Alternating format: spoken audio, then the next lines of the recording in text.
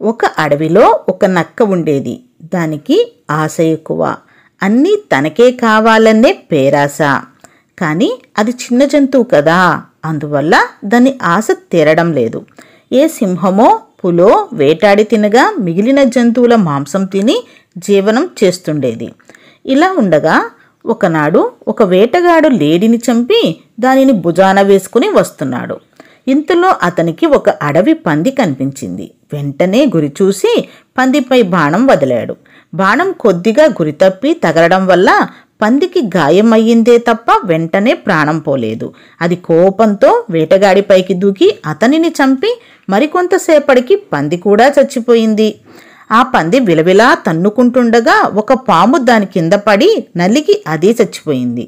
ఆ దారినే వస్తున్న నక్క చచ్చిపడి ఉన్న లేడి, పంది, పాము, వేటగాడిని చూసింది. ఒక్కసారిగా దానికి బోలెడు మాంసం లభించడంతో అసలే దురాశ కదా, వేటగాడి పక్కనే పడి ఉన్న బాణంకు నరం బిగించి ఉంది. ఈ నాలుగింటి మాంసం తరువాత తాపీగా తినవచ్చు, ముందు ఈ నరంతో ఇప్పటికి సరిపెట్టుకుందాం అని ఆ బాణానికి బిగించిన నరాన్ని కొరికింది. నరం తెగడంతో వంగి ఉన్న బాణం వద్ద ఊపుగా నిటారు సాగి నక్క గుండెలకు గట్టిగా గుద్దుకున్నది. నక్క అక్కడికక్కడే మరణించింది. దురాశ దుఃఖం చేటు.